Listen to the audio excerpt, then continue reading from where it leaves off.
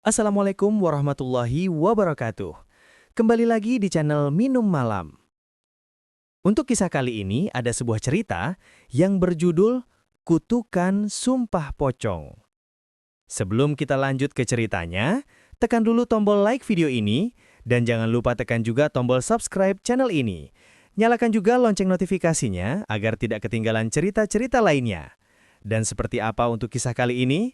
Langsung saja kita masuk ke ceritanya.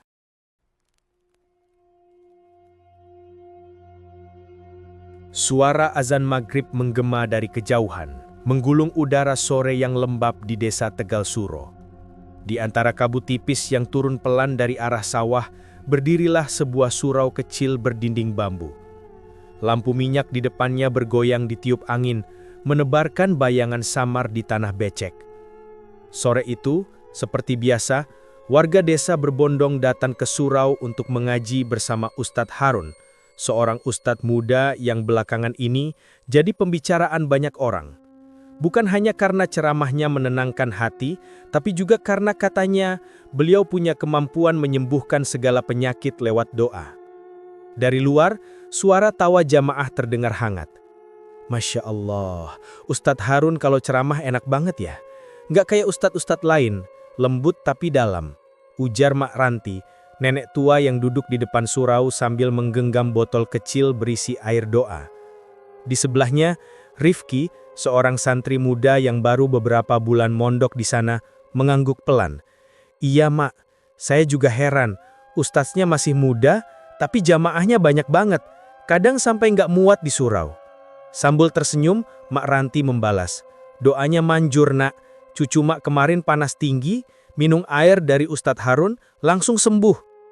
Rifki hanya menunduk, menatap botol di tangan si nenek.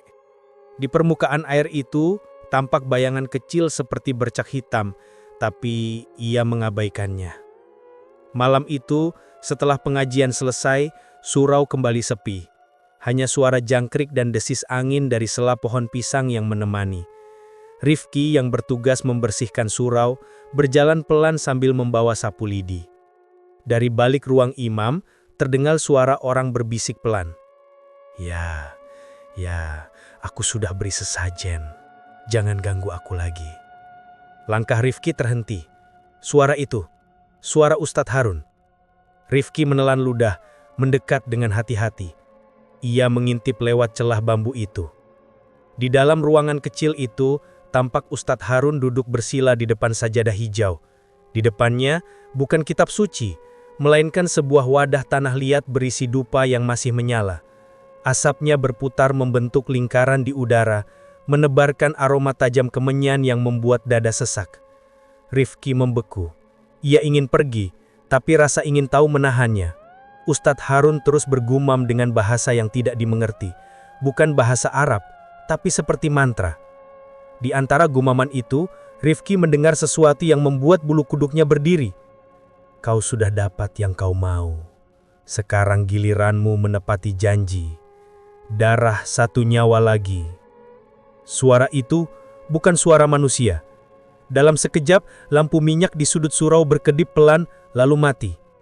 Rifki spontan mundur beberapa langkah, tubuhnya bergetar. Tapi sebelum ia berbalik, suara lembut memanggilnya. Rifki? Ia menoleh. Ustadz Harun berdiri di balik tirai bambu, menatap dengan senyum samar. Sedang apa kau di sana, nak? Rifki terbata.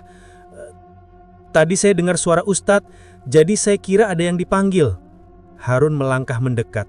Wajahnya tampak teduh, tapi matanya hitam. Bukan seperti manusia biasa. Ia menepuk bahu Rifki pelan. Kalau lidahmu gatal, jangan suka menyebar omongan ya. Fitnah lebih kejam dari pembunuhan. Sentuhan itu dingin. Begitu Harun melewatinya, Rifki mencium bau anyir, seperti darah yang baru menetes. Beberapa hari berikutnya, desa semakin ramai dengan cerita tentang kehebatan Ustadz Harun. Ada yang mengaku sembuh dari penyakit kulit, ada yang bilang sawahnya kembali subur setelah didoakan. Namun di balik semua itu, Harun makin sering menutup diri. Ia tak lagi sering ke rumah warga. hanya menerima tamu di malam hari. Rifki semakin curiga. Malam-malamnya tak tenang. Ia sering terbangun oleh suara orang mengaji dari arah surau. Tapi bacaan ayatnya seperti diputar terbalik. Kadang terdengar lirih, kadang keras sampai menggema ke seluruh desa. Suatu malam, Rifki memberanikan diri mendekat lagi. Langit gelap tanpa bintang. Hanya lampu minyak kecil di teras surau yang berayun pelan.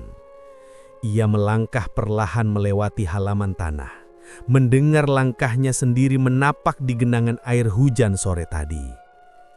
Saat mendekat, suara itu makin jelas. La ilaha illallah, la, darah, darah. Rifki langsung berhenti. Tubuhnya dingin. Ia menempelkan telinga ke dinding bambu, mencoba mendengarkan lebih dekat. Tiba-tiba, dari celah bambu, menetes sesuatu ke tangan Rifki. Hangat, kental. Ia mengangkat tangannya, darah.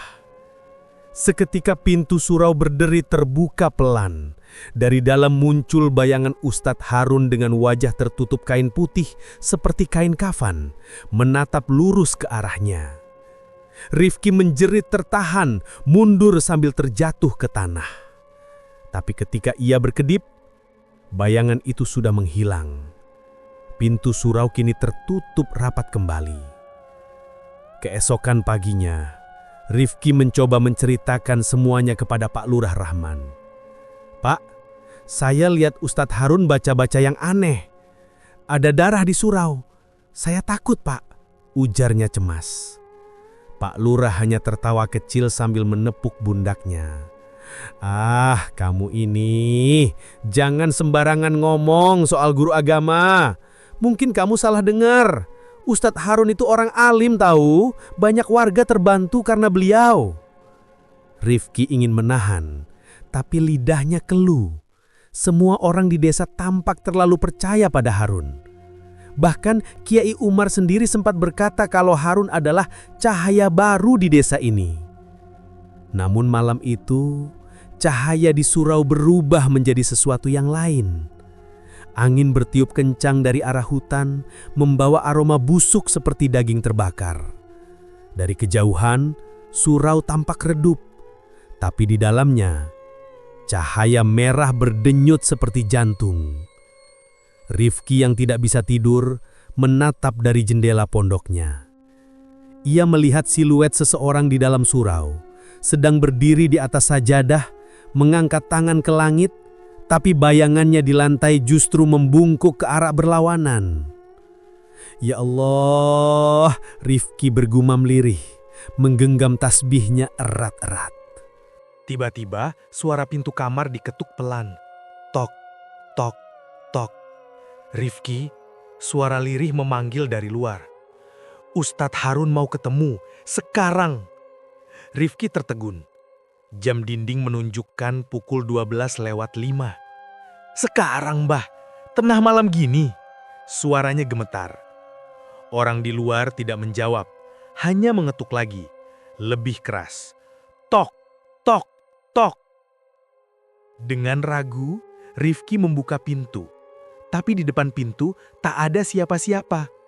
Hanya udara dingin yang langsung menusuk kulitnya, dan di tanah ada jejak kaki basah mengarah ke surau. Rifki menelan ludah. Ia menatap jejak itu, jejak kaki telanjang tapi meninggalkan bekas darah segar. Dengan langkah gemetar, Rifki mengikuti jejak itu. Setiap langkah disertai suara krek, krek dari ranting kering di bawah kakinya. Saat sampai di depan surau, lampu minyak mati, tapi dari dalam ada cahaya redup merah kehitaman, seperti nyala bara. Ustadz, panggil Rifki pelan. Tak ada jawaban.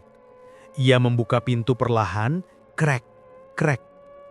Udara di dalam ruangan begitu dingin. Asap kemenyan memenuhi seluruh surau, membuat napas terasa berat. Di tembok ruangan, Ustadz Harun duduk membelakangi pintu, bersila di depan sajadah.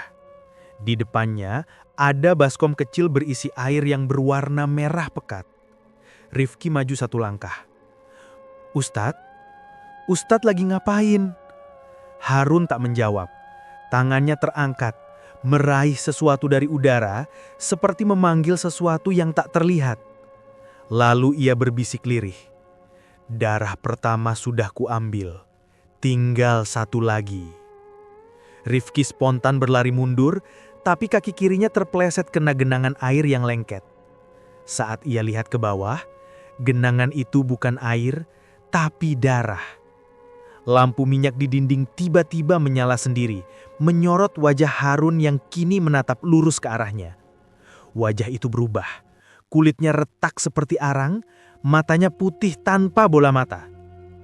"Kau lihat, Rifki?" Suara Harun serak. Inilah harga dari doa-doa mereka. Rifki menjerit. Ia berlari keluar surau tanpa menoleh lagi. Suara tawa menggema di belakangnya, bercampur dengan suara azan yang terbalik. Pagi harinya, warga menemukan surau terkunci rapat. Di depan pintu, terlegatak sajadah berlumuran darah yang masih basah. Dan di tanah, ada bekas kaki menuju ke arah hutan. Tapi jejaknya cuma separuh. Rifki tak bisa berkata apa-apa. Hanya matanya yang terus menatap sajadah itu, sementara dalam kepalanya, suara Ustadz Harun terus bergema. "Kalau lidahmu gatal, lebih baik kau potong sebelum fitnah keluar." Lalu dari dalam surau, terdengar satu kalimat lirih, seperti desahan dari dunia lain. "Belum selesai, Rifki, belum selesai." Pagi itu, langit di desa terlihat muram.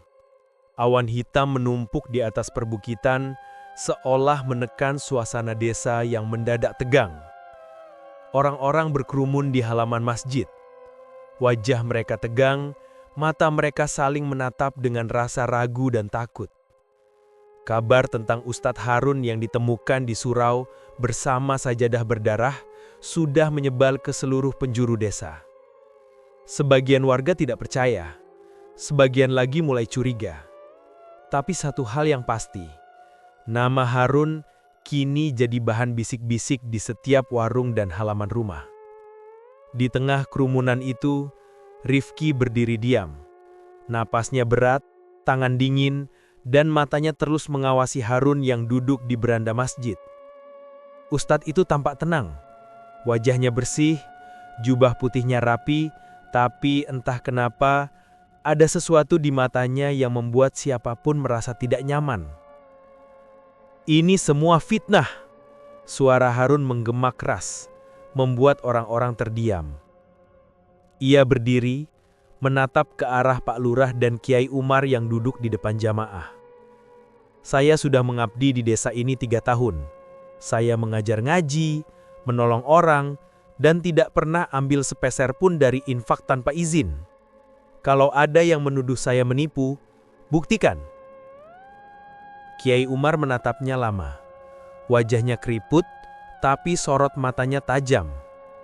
"Harun, ini bukan soal uang. Ini soal kebenaran. Banyak warga yang bilang air doa darimu malah bikin mereka sakit. Ada juga yang kehilangan uang setelah datang ke rumahmu. Kau harus bersumpah agar semua jelas." Suasana langsung hening. Kata sumpah terasa berat di udara, apalagi diucapkan di hadapan banyak orang. Rifki menggigit bibirnya. Ia ingin berbicara, ingin mengungkap apa yang dilihatnya malam itu di surau. Tapi setiap kali ia mencoba, suara tawa aneh itu terdengar di telinganya lagi. Suara Harun di malam buta, dengan kata-kata yang berbisik pelan. "Belum selesai, Rifki." Tubuhnya merinding. Ia menunduk, memilih diam. Sementara di hadapan semua orang, Harun menarik napas dalam, lalu berkata lantang, "Baik, kalau memang semua tidak percaya, saya bersedia bersumpah dengan sumpah pocong." Warga serentak bergumam. Ada yang menutup mulut, ada yang langsung mundur beberapa langkah.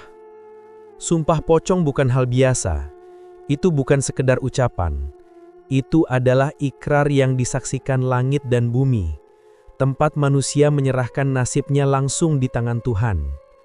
Dan sekali berdusta di dalam sumpah itu, hidup dan bahkan mati tak akan tenang.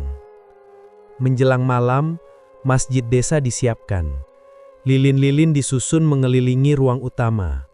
2 orang saksi menyiapkan kain kafan putih panjang.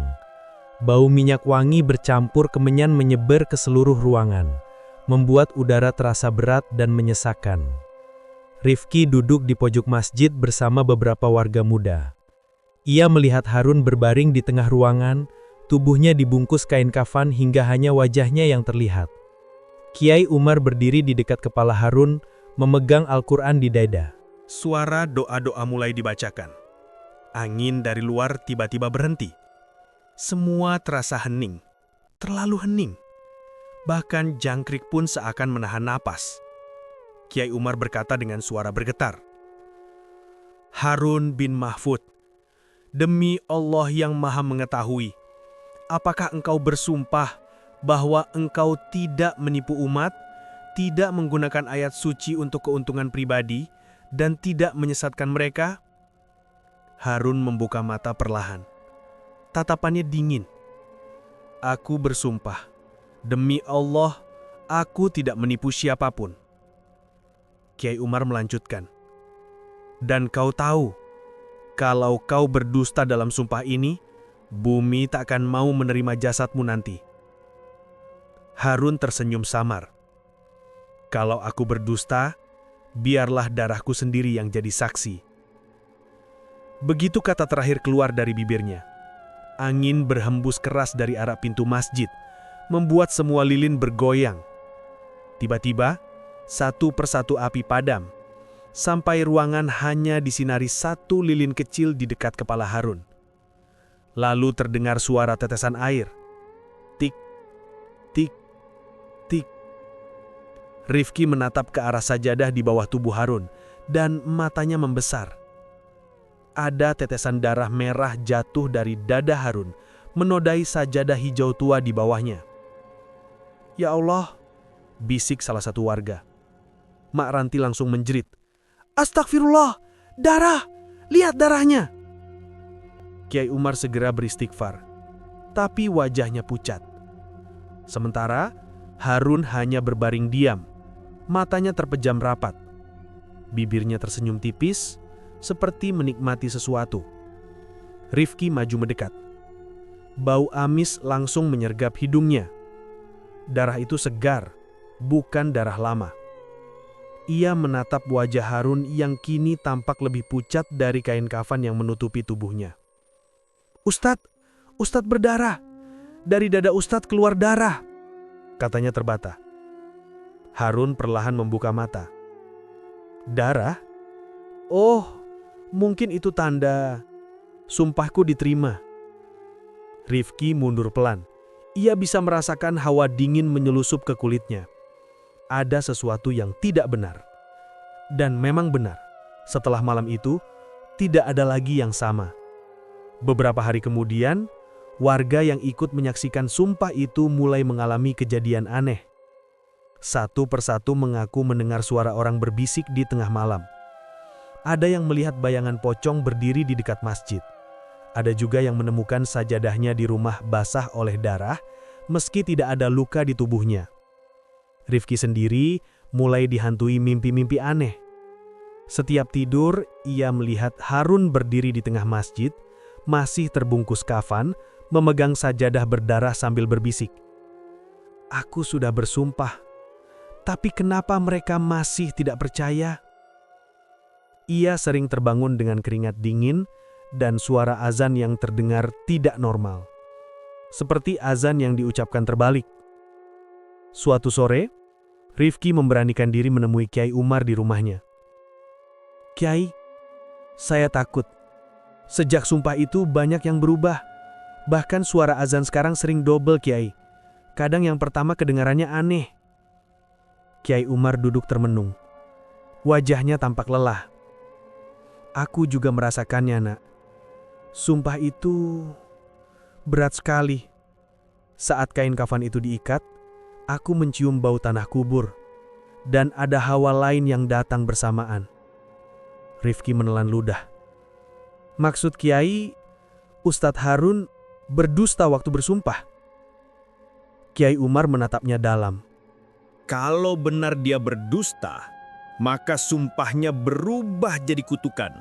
Dan darah yang menetes malam itu bukan kebetulan, tapi peringatan. Malam berikutnya, suasana desa makin mencekam. Langit gelap tanpa bulan, hujan rintik-rintik turun pelan. Masjid terlihat redup, tapi dari dalamnya cahaya samar-samar berwarna merah tampak berkedip seperti lilin. Rifki yang tak bisa tidur memutuskan pergi ke masjid. Ia membawa senter kecil, berjalan pelan di antara genangan air. Begitu sampai di halaman masjid, ia melihat sesuatu yang membuatnya berhenti. Pintu masjid terbuka sedikit, dan dari dalam terdengar suara lirih seperti orang menangis. Tangis seorang pria, tapi di antara tangisan itu ada suara tawa pelan. Kau pikir aku berdusta? Tidak, Rifki. Mereka yang menipu aku. Senter Rifki bergetar di tangannya. Ustadz, panggilnya pelan. Tangisan itu berhenti. Lalu suara langkah kaki pelan terdengar dari dalam. Dari balik pintu, sosok Ustadz Harun muncul. Tubuhnya basah kuyup, kain putihnya menempel di kulit, dan di dada kirinya ada bekas darah yang masih basah. Aku harus bersumpah lagi, Rifki, katanya dengan suara serak. Sumpah yang kedua, agar semua percaya. Rifki mundur, matanya lebar. Ustadz, cukup. Jangan main-main dengan sumpah pocang. Itu bukan buat membuktikan diri, itu buat menyerahkan hidup dan mati. Tapi Harun hanya tersenyum. Kalau begitu, biar aku buktikan pada mereka. Bahkan setelah mati pun, sumpahku tetap berlaku. Ia melangkah perlahan ke dalam masjid, menatap sajadah yang dulu ternoda darah. Darahku sudah jadi saksi. Dan di saat yang sama, petir menyambar, suara gemuruh mengguncang tanah, lampu masjid berkedip, lalu mati total. Dalam kegelapan, Rifki mendengar sesuatu terjatuh keras. Dan ketika ia menyorotkan senter ke arah dalam masjid, sajadah itu basah lagi, tapi kali ini darahnya jauh lebih banyak. Dan di tengah genangan itu, Harun sujud, tubuhnya tak bergerak lagi. Angin berhenti, suara hujan hilang. Hanya senter Rifki yang bergetar di tangannya, menyorot wajah Harun yang kini pucat. Tapi di bibirnya ada senyum. Demi Allah, suara lirih Harun terdengar samar. Namun sesaat kemudian, darah di bawahnya mulai merembes ke seluruh lantai masjid, membentuk pola seperti tangan yang mencoba meraih kaki Rifki. Rifki menjerit ketakutan, menjatuhkan senter, dan berlari keluar. Dari belakangnya, suara lantunan doa yang dibaca terbalik menggema dari arah masjid, bersaut-sautan seperti ribuan suara yang keluar dari perut bumi. Dan malam itu, warga desa Tegal Suro untuk pertama kalinya mendengar azan tengah malam yang tidak dibawakan oleh siapapun. Azan itu datang dari arah kuburan di belakang masjid, dari dalam liang yang baru digali untuk seseorang yang belum sempat dimakamkan. Hujan sudah turun sejak sore. Langit desa terlihat kelam, seolah menyimpan amarah. Suara petir sesekali membelah langit, menyambar pohon kelapa di dekat surau yang berdiri sunyi di pinggir pemakaman lama. Aroma tanah basah bercampur bau kemenyan yang entah dari mana asalnya menyelusup sampai ke rumah-rumah warga. Rifki tak bisa tidur malam itu. Sejak sumpah pocong beberapa hari lalu, suasana desa benar-benar berubah. Ayam tak berkokok, jangkrik seakan menghilang, dan setiap malam ia mendengar azan samar dari arah kuburan. Azan yang suaranya berat dan patah-patah, seperti keluar dari tenggorokan orang sekarat. Malam itu, jam dinding menunjukkan pukul 2 lewat sedikit. Lampu di kamarnya berkelip pelan, lalu mati total. Hanya cahaya petir yang sesekali menyinari dinding. "Listrik padam lagi," gumamnya pelan. Ia berdiri, mengenakan jaket, lalu berjalan menuju jendela. Dari kejauhan, terlihat surau kecil tempat Ustadz Harun biasa sholat malam. Lampu patromak di dalamnya bergoyang pelan, seakan ada angin dari dalam. Tapi, bukankah pintu surau itu sudah dikunci sejak malam sumpah? Rifki mengernyit. Ada suara samar, seperti orang mengaji, tapi nadanya janggal.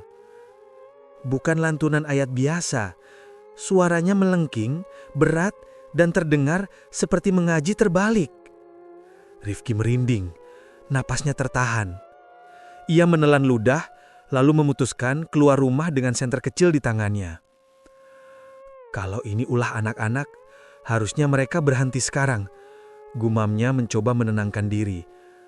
Namun langkahnya terasa berat. Udara di luar lembab dan dingin menusuk tulang. Begitu sampai di halaman surau, bau amis langsung menyergap hidungnya. Ia berhenti sejenak. Petir menyambar di langit, menerangi halaman surau sesaat. Di dalam, terlihat sosok seseorang sedang sujud di sajadah. Tubuhnya tidak bergerak. "Ustadz Harun?" panggil Rifki pelan. Tidak ada jawaban. Hanya suara tetes air dari atap yang bocor, bercampur suara doa yang entah dari mana asalnya. Rifki beranikan diri membuka pintu surau. Pintu itu berderit panjang. Krik. Begitu terbuka, hawa dingin seperti dari dalam sumur menyapu wajahnya. Lilin di pojok ruangan bergoyang pelan. Cahaya kuningnya memantulkan bayangan tubuh Ustadz Harun yang sujud di tengah ruangan. Rifki melangkah pelan, jantung dia berdetak kencang. Sajadah di depan Harun tampak basah. Bukan oleh air, tapi oleh sesuatu yang merah gelap. Ia menunduk. Ya Allah, darah! Darah segar menetes pelan dari wajah Harun, tepat dari sudut matanya, lalu jatuh ke sajadah. Tik, tik, tik. Setiap tetes menimbulkan aroma amis menusuk hidung. "Ustadz?" panggil Rifki lagi. Kali ini suaranya bergetar. Tidak ada reaksi. Ia berjongkok, menyentuh bahu Ustadz itu pelan. Tubuh Harun dingin, sangat dingin, seperti baru diangkat dari sumur. Dan kulitnya kaku. "Pak Lurah, Kiai Umar, tolong!" teriak Rifki sekuat tenaga. Dalam beberapa menit, warga berdatangan dengan lampu minyak dan payung. Pak Lurah Rahman, yang baru saja bangun dari tidurnya, ikut datang dengan wajah cemas. "Ada apa, Rifki?" "Pak, Ustadz Harun, beliau sujud tapi gak bergerak. Darahnya masih menetes." Warga saling berpandangan, beberapa langsung mundur. Mak Ranti mendetup mulutnya sambil menangis. "Ya Allah, ini ujian apa lagi, Lurah?" Kiai Umar datang belakangan, menggenggam tasbih dan membawa air doa.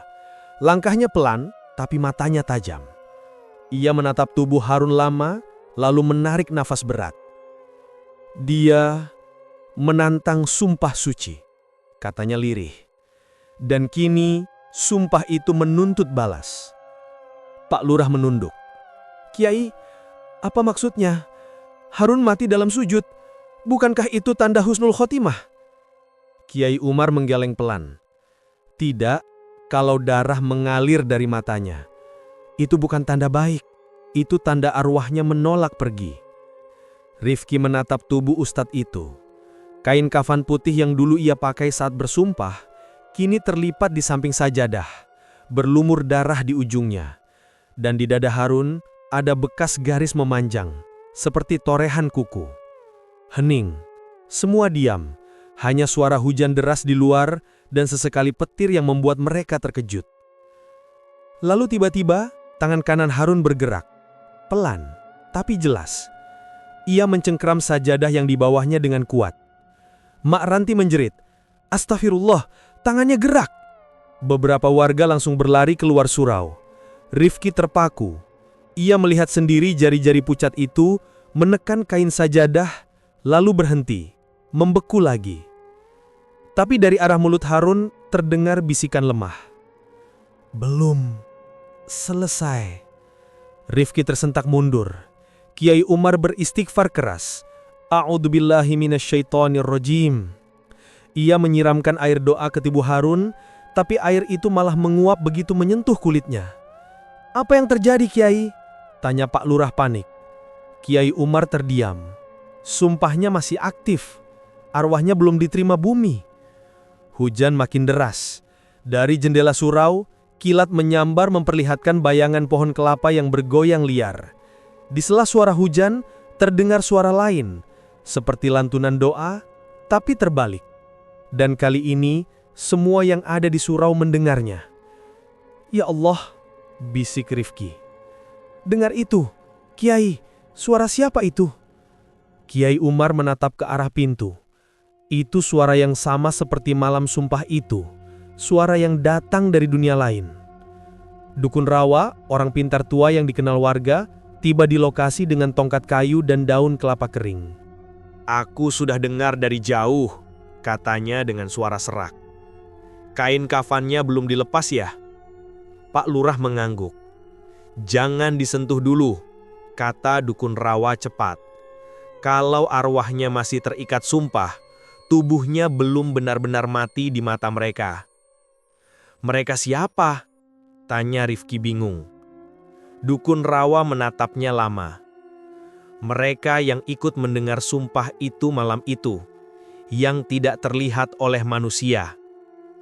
Seketika, suasana ruangan terasa berat. Lampu minyak bergoyang makin kuat. Aroma amis bercampur kemenyan, menusuk hingga ke tenggorokan. Lalu, sesuatu terjadi. Sajadah yang dipegang Harun perlahan berubah warna. Merahnya makin pekat, merembes hingga ke ujung ruangan. Darahnya terus mengalir, tapi tubuh Harun tetap dingin kaku. Angkat dia, perintah Pak Lurah pelan. Tapi, saat Rifki dan dua warga lain mencoba mengangkatnya, tangan Harun mencengkram sajadah lebih kuat, matanya terbuka lebar. Mata itu merah, bukan seperti darah, tapi seperti bara api. Dan dari mulutnya keluar suara serak, hampir tidak terdengar. Bukan aku yang menipu, mereka yang menipuku. Semua langsung mundur ketakutan. Kiai Umar segera mengucap doa keras-keras, sementara Dukun Rawa menancapkan tongkatnya ke lantai, membaca mantra dengan suara cepat. Angin kencang tiba-tiba berhembus dari segala arah, membuat lilin padam bersamaan. Surau gelap gulita. Tapi di tengah kegelapan itu, masih terdengar suara napas berat dari arah sajadah. Rifki memegang senter dan menyorot ke arah Harun. Senter itu bergetar di tangannya. Tubuh Harun kini rebah kembali, matanya tertutup. Tapi di dinding, ada bekas tangan berdarah yang menempel. Dukun Rawa menatap ke langit-langit ruangan. Dia belum tenang. Arwahnya masih di sini. Sumpahnya terlalu kuat. Lalu apa yang harus kita lakukan? Tanya Pak Lurah.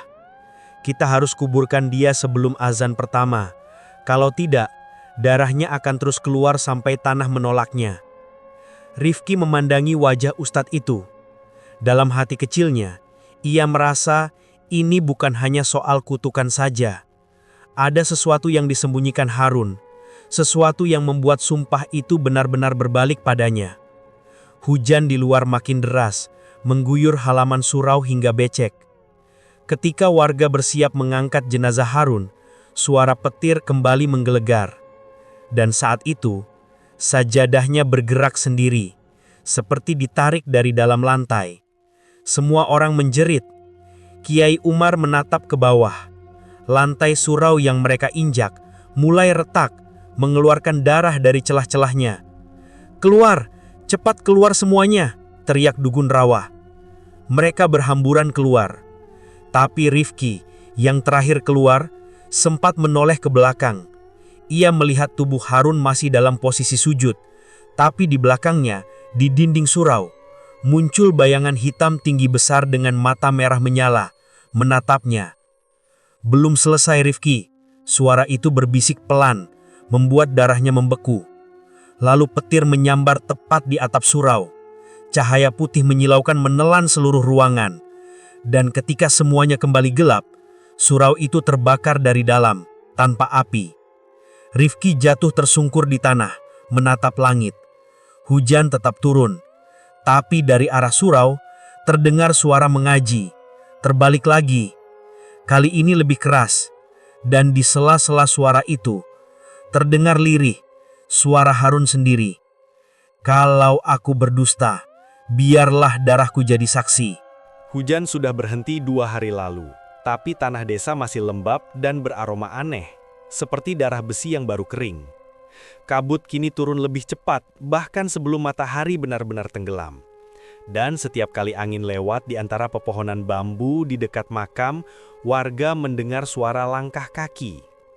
Diseret pelan, seperti orang berjalan tanpa alas kaki di tanah basah. Sejak malam pemakaman Ustadz Harun, keadaan desa tidak pernah sama lagi. Ayam-ayam enggan berkokok subuh, anjing-anjing menggonggong ke arah masjid tua setiap tengah malam. Dan yang paling menakutkan, setiap Jumat dini hari, sajadah di surau selalu ditemukan basah oleh darah segar. Rifki sudah seminggu tak bisa tidur dengan tenang. Ia selalu terbangun di jam yang sama, pukul 2:15, saat udara di kamarnya mendadak dingin dan bau kemenyan samar tercium. Setiap kali itu terjadi, ia mendengar suara lirih memanggil namanya. Rifki. Suara itu berat, parau, dan seperti datang dari dalam tembok. Malam itu pun sama. Rifki terlonjak dari tidurnya, keringat dingin mengalir dari pelipis. Di luar jendela, kabut begitu tebal hingga pohon pisang di halaman belakang nyaris tak terlihat. Ia menatap jam dijipal di mejanya. Pukul 2:15. Perlahan, suara itu datang lagi. Rifki, tolong aku. Ia menatap sekeliling kamar. Senter di meja kecilnya tiba-tiba menyala sendiri. Sinarnya mengarah ke arah lemari kayu di pojok ruangan. Dari sela pintu lemari, tampak ada cairan menetes, merah gelap. Dek! Rifki menelan ludah. Ia maju selangkah, lalu dengan tangan gemetar membuka pintu lemari. Kosong. Hanya ada sarung, baju koko, dan sajadah milik almarhum Ustadz Harun yang ia simpan setelah kejadian malam itu. Tapi kini, sajadah itu basah. Ia menatapnya lama. Bau amis langsung menusuk hidung. Ya Allah, bisiknya. Tiba-tiba, dari cermin kecil di dinding, pantulan sosok lain muncul di belakangnya. Tinggi, mengenakan kain kafan lusuh, wajahnya terbungkus kain penuh noda merah. Rifki membalik cepat, tapi sosok itu sudah tak ada. Hanya udara dingin yang menampar wajahnya, seperti hembusan dari dalam liang kubur. Keesokan paginya, Rifki datang menemui Dukun Rawa, satu-satunya orang yang berani bicara soal arwah Ustadz Harun. Rumah dukun itu berada di pinggir hutan bambu, jauh dari desa. Asap kemenyan mengepul dari dalam gubuk kecilnya, dan suara burung gagak terdengar berulang kali di atas atap. Masih dihantui ya?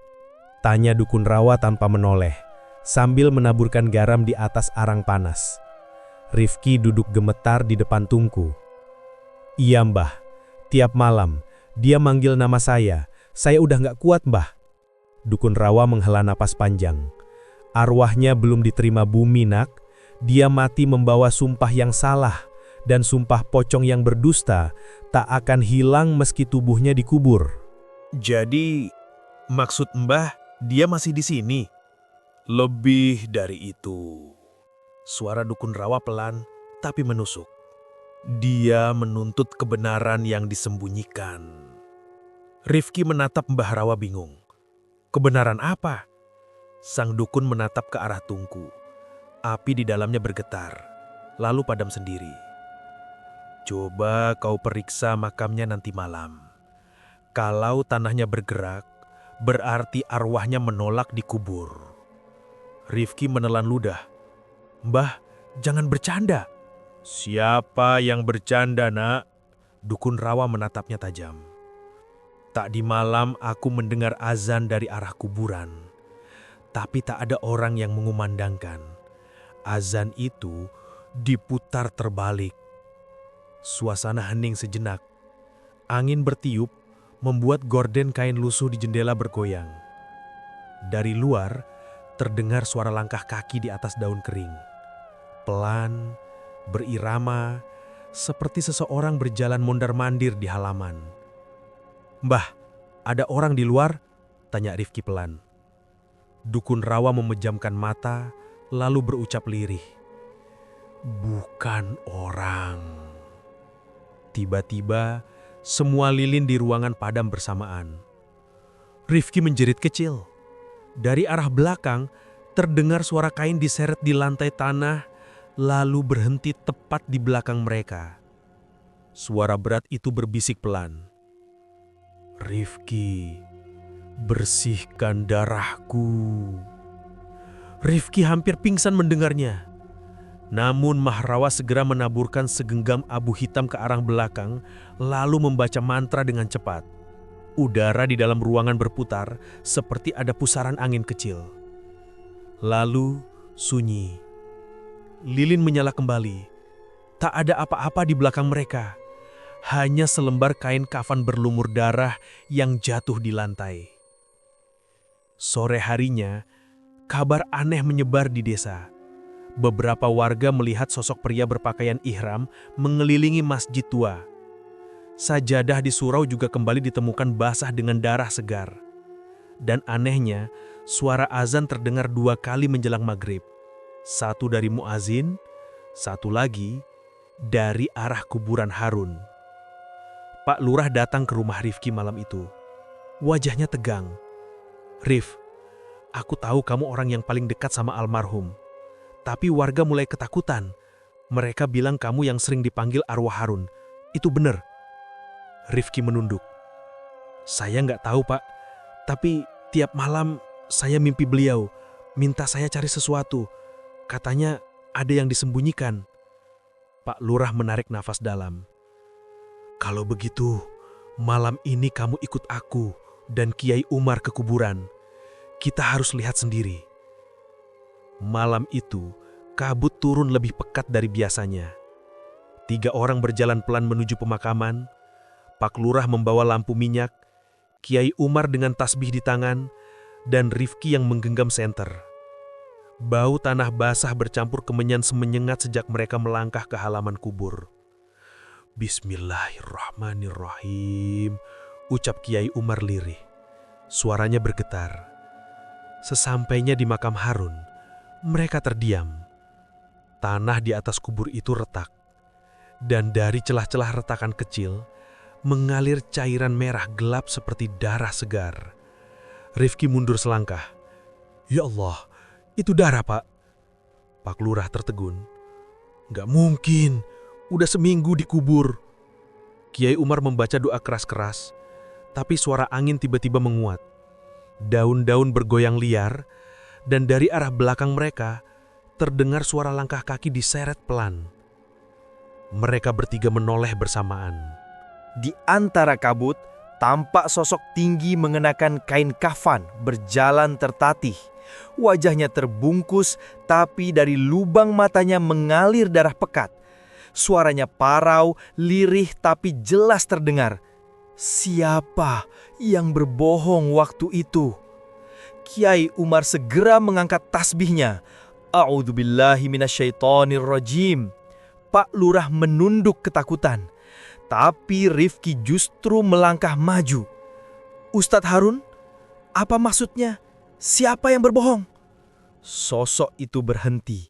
Kain kafannya berkibar ditiup angin yang entah dari mana datangnya. Suara berat itu bergetar. Mereka buat aku bersumpah untuk dosa yang bukan milikku. Rifki terpaku. Mereka siapa? Tapi sebelum sosok itu menjawab, cahaya senter padam. Semua jadi gelap. Hanya suara tanah bergeser seperti sesuatu keluar dari dalam kubur. Pak Lurah menjerit. Kiai Umar terjatuh dan pingsan.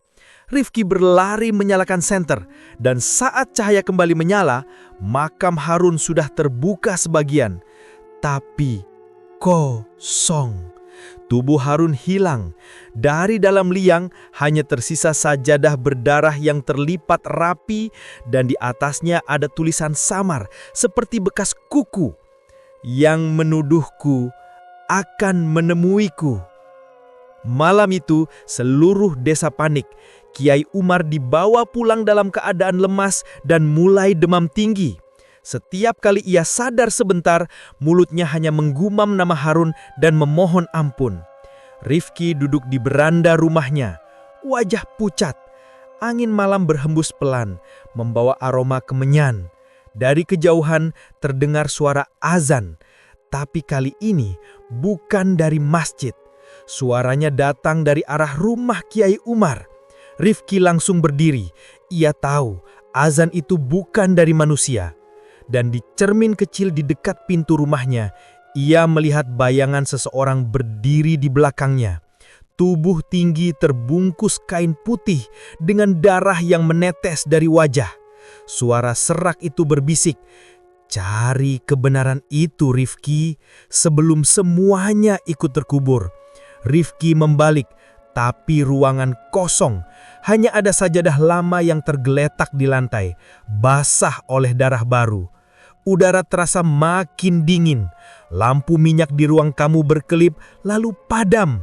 Dan dari luar jendela, kabut mulai masuk perlahan menelan seluruh ruangan.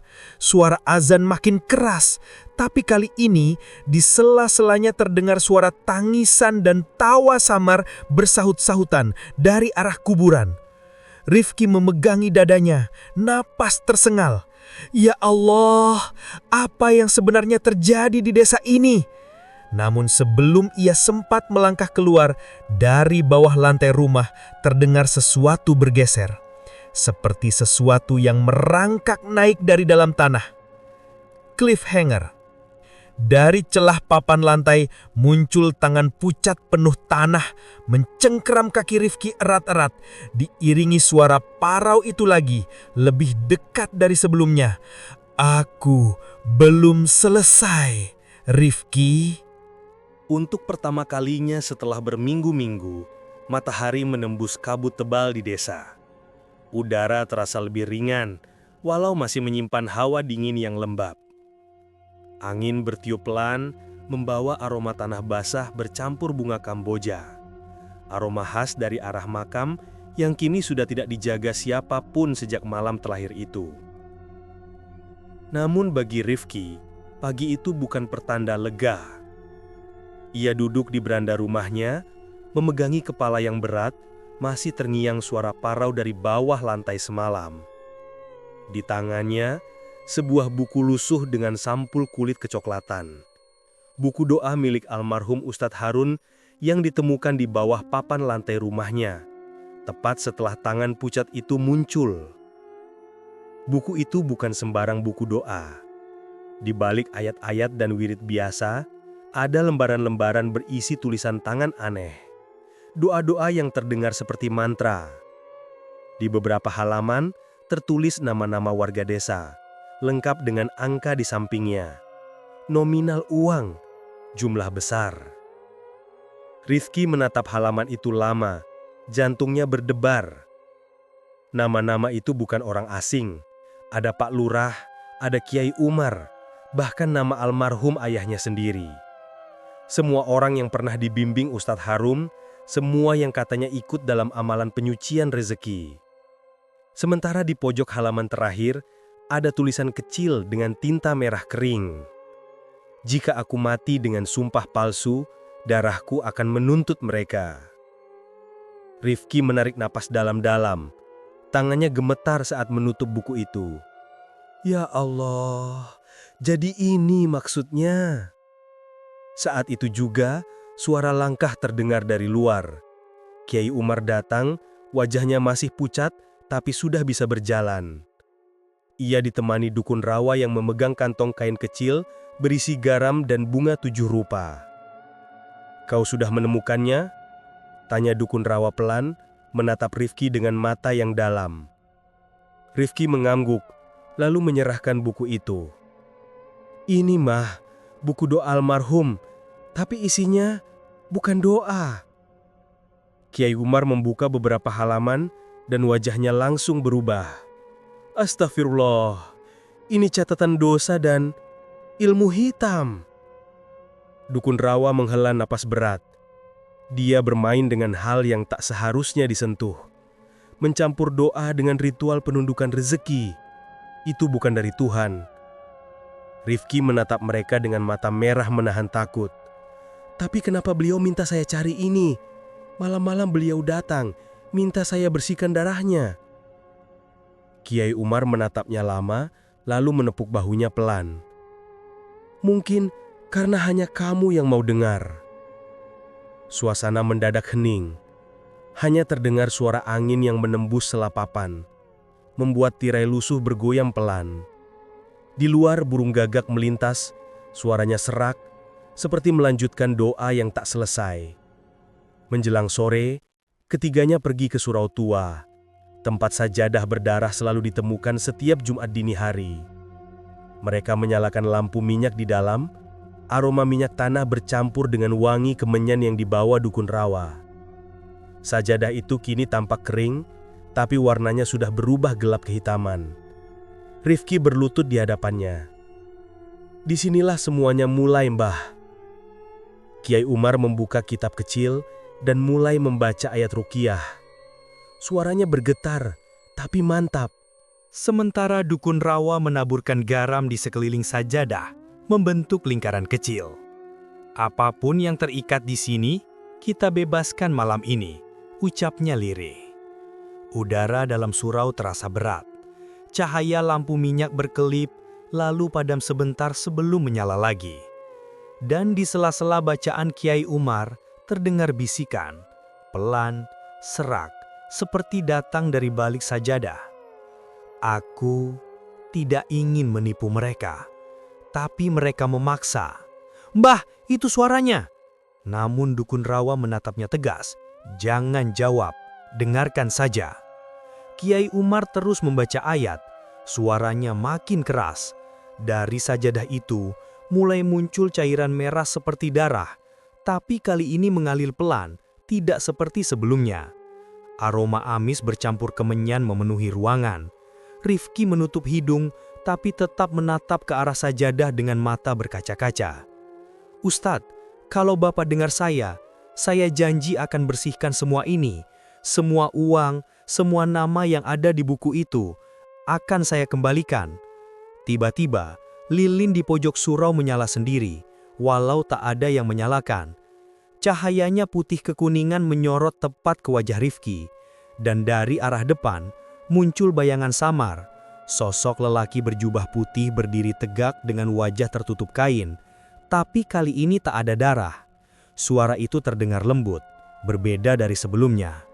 "Rifki, jangan salahkan mereka. Dosa ini milikku.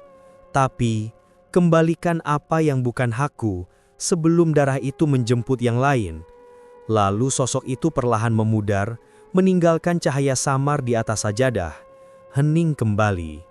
Rifki mengisat, "Ya Allah, semoga Engkau ampuni beliau." Malam itu juga, mereka bertiga memutuskan untuk melakukan apa yang diminta arwah Harun. Dengan buku catatan di tangan, mereka mendatangi setiap rumah warga yang namanya tercantum di dalamnya. Rifki menyerahkan uang, kalung dan benda-benda yang dulu dititipkan pada Harun dengan alasan amalan rezeki. Banyak warga menangis, bukan karena marah, tapi karena lega. Satu persatu mereka memaafkan. Bahkan Pak Lurah menunduk, menitikan air mata. "Saya juga salah, Rif. Saya tahu dia bukan bersih, tapi saya biarkan karena saya butuh berkatnya." Astagfirullah. Menjelang tengah malam hanya tersisa satu nama lagi di buku itu.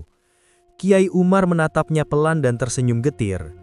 Itu namaku. Rifki terkaget. Kiai Umar menghela napas. Aku dulu menuduh dia penipu. Aku yang memaksanya bersumpah pocong, tanpa bukti cukup. Dan itu jadi awal kutukan ini. Air mata Rifki mengalir. Ia menunduk. Kalau begitu, sekarang saatnya kita selesaikan Kiai. Menjelang subuh, mereka kembali ke makam Harun. Kabut masih menggantung rendah, tapi kali ini ada wangi bunga Kamboja yang lembut. Rifki menaburkan bunga 7 rupa di atas pusara, lalu meletakkan buku itu di atas tanah. Kiai Umar berdoa dengan suara serak. Ya Allah, jika Engkau mengendaki ampunan bagi hamba-Mu yang tersesat, ampunilah dia. Jika darahnya mengikat bumi, sucikanlah dengan rahmat-Mu. Angin berhembus pelan. Tiba-tiba, tanah di atas makam bergetar lembut. Dan dari dalamnya muncul cahaya putih kecil naik perlahan ke udara. Cahaya itu berputar, lalu menghilang di antara pepohonan bambu. Dukun rawa tersenyum tipis. Dia sudah diterima bumi. Rifki menatap sajadah yang dibawanya. Kini bersih. Tak ada darah, tak ada bau amis. Hanya aroma harum bunga. Di permukaannya, ada bekas sujud samar berwarna merah muda. Seperti bayangan terakhir seseorang yang memohon ampun. Pagi menjelang. Untuk pertama kalinya, ayam berkokok di desa Tegal Suro. Langit biru cerah tanpa kabut, dan masjid tua kembali ramai dengan jamaah subuh. Rifki berdiri di serambi surau, menatap matahari terbit dengan perasaan lega. Kiai Umar berdiri di sampingnya, menepuk bahunya lembut. Kau tahu, Rif, mungkin darah itu bukan kutukan, tapi pengingat bahwa kebohongan sekecil apapun akan meninggalkan jejak. Rifki tersenyum kecil. Dan semoga desa ini gak lupa pelajaran itu, Kiai. Dari kejauhan, terdengar azan subuh berkumandang. Suara yang jernih, merdu, dan tenang. Namun di antara gema azan itu, seolah ada satu suara lain, pelan dan lembut, menyahut dengan nada penuh penyesalan. Maafkan aku. Darah di sajadah itu kini suci kembali. Rifki memejamkan mata. Semoga Allah mengampunimu, Ustadz. Sejak hari itu, desa Tegal Suro tak lagi diselimuti kabut. Anak-anak kembali bermain di jalan, warga saling menyapa tanpa rasa takut, dan surau kini ramai setiap waktu subuh. Rifki yang dulu hanya santri biasa, kini dipercaya menjadi ustadz muda menggantikan posisi Harun. Menjaga dengan kejujuran, dengan keyakinan bahwa ilmu agama bukan untuk dijual. Namun di malam-malam tertentu, saat angin berhembus pelan dari arah makam dan wangi bunga Kamboja menyelinap lewat jendela surau, Rifki kadang mendengar suara lembut mengaji dari pojok ruangan. Ayat Taubat. Dibaca perlahan, seperti seseorang yang akhirnya pulang dengan tenang. Dan di atas sajadah lama itu, bekas sujud merah samar masih terlihat. Tanda bahwa dosa bisa dihapus, tapi kebenaran akan selalu meninggalkan jejak. Oke teman-teman, sekian untuk kisah kali ini. Bagaimana menurut kalian tentang kisah ini? Tulis komentar kalian di kolom komentar. Dan buat teman-teman yang baru bergabung, jangan lupa untuk like, komen, share, serta subscribe channel ini. Dan nantikan kisah-kisah horor berikutnya tetap di channel Minum Malam. Wassalamualaikum warahmatullahi wabarakatuh.